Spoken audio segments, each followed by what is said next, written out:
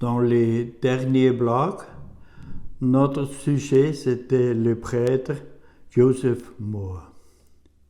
Et aujourd'hui, le maître Franz Xaver Gruber. Étaient les deux tellement des génies qu'ils pouvaient créer une chanson comme Douce Nuit? Je crois. Ils étaient des gens comme toi et moi. Franz Xaver Gruber est né 1787 à Hochburg-Ach, Haute-Autriche. Grandi avec 5 frères et sœurs et quelques têtes de bétail en rythmaient le quotidien. Le père, comme tisserand, était bien considéré dans le village. Mais il n'appartenait pas aux puissants du village. Franz Xaver, à quel temps, il était appelé le Franzl. Quand il a eu 9 ans, un coup du sort a frappé la famille. La mère mourut. Et maintenant, le Franzl a dû prendre responsabilité pour la famille et soutenir au père dans l'usine de tissage. Mais il y avait une chose que l'ennuyait et ne le laissait de paix. Son maître d'école à Hochburg-Ach, Andreas Petterlechner, l'avait impressionné. Son jeu d'orgue l'avait fasciné. Peut-être quelquefois, Franzl voulait secrètement faufiler sur la plateforme d'orgue pour être proche de l'enseignant Andreas. Peut-être aurait-il aimé aussi ramper le caisson d'orgue pour découvrir d'où et comment les sons sortent. Andreas a découvert le talent du garçon et l'avait donné des leçons d'orgue, mais secrètement parce que le père ne devait savoir. Mais plus tard, le vent s'est tourné. Le père même est allé à Burghausen, 5 km,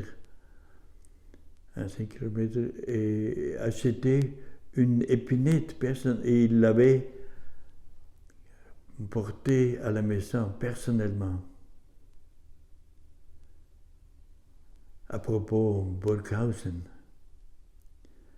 plus tard, Franzl a reçu des leçons professionnelles d'orgue par le célèbre organiste Georg Hartobler. Comme ça, sa carrière a pris son cours. Franzl est devenu enseignant aussi, a reçu sa formation à Ried im Innkreis, Haute-Autriche. Tu as une idée combien de temps c'est appris? 3 mois. C'était 1807. Et maintenant, où trouver un emploi d'enseignante? La interaction dans l'Église, normalement, marche bien. L'abbaye des Bénédictins Saint-Pierre à Salzbourg a possédé des propriétés à Hochburg-Ach. Et l'abbaye de Michelbahn, bénédictin aussi, ont eu besoin urgentement d'un maître, une enseignante pour leur école à Arnstorf.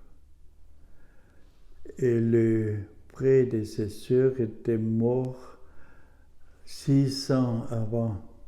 Comme ça, 600, il n'y avait pas de renseignements ici à Arnstorf. Et plus encore, ils ont eu besoin d'un organiste dans l'église, dans cette place de pèlerinage depuis des siècles.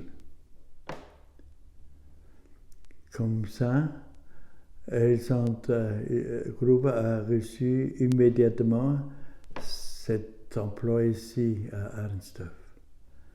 Mais il y avait quelques problèmes à résoudre. Problème 1, et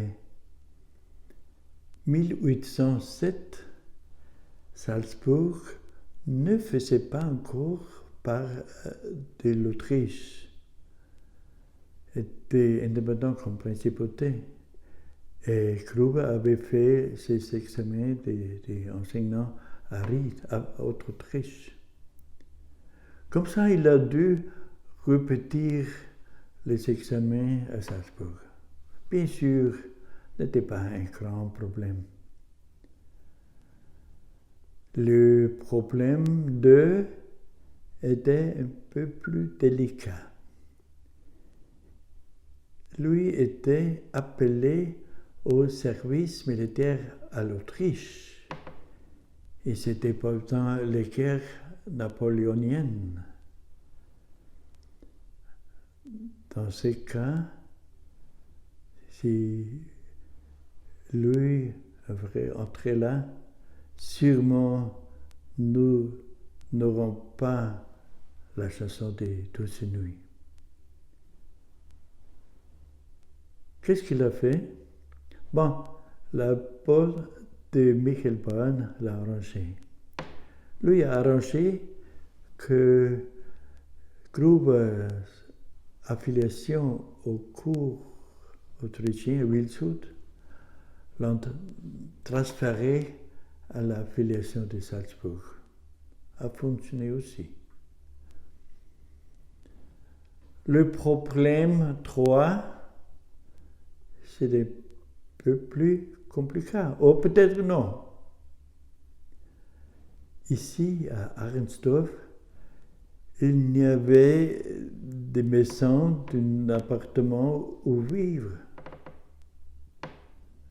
Parce que l'appartement du maître, de l'enseignante et sacristain dans l'école était encore occupé de la veuve du prédécesseur. Et quelle était la solution? Il a épousé Elisabeth. Était une veuve jeune, avec 33 ans. Et Louis Franzl en avait 20. On peut s'imaginer comme ça a marché. Et Elisabeth, bien sûr, une femme très forte, comme sacristain de longtemps. Mais ça a eu bien pour Franz, comme ça. Il était un type incliné pratiquement. Et comme ça, il a pu se dédier pleinement à son travail comme enseignant et organiste. L'amour était là aussi. ils ont eu encore 2 enfants ensemble, mais ils sont morts de petits. La mort était un compagnon constant pour Gruber. D'abord, elle avait perdu les 2 enfants et sa femme, Elisabeth, a perdu quand elle avait eu 51 ans. Mais bientôt, ça a posé de nouveau. Avec son ancienne élève, Marie Breitfuss, avec un âge 19 ans moins. Avec elle a eu 10 filles, mais seulement 4 sont survécues. 6 sont morts comme enfants. Mais Maria aussi est décédée avec le dernier fils. C'était déjà à Hallein. Maria était morte, décédée à l'âge de 34 ans. Il faut s'imaginer ça. Et à Hallein, il y avait une amie de la famille, la veuve Katharina Wimmer.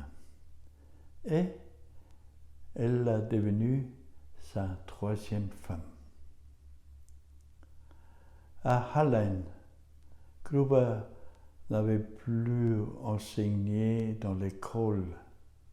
Comme ça, il pouvait se dédiquer pleinement, entièrement à la musique, à composer une centaine de pièces de musique, principalement pour l'Église, des messes, des chants dévotionnels.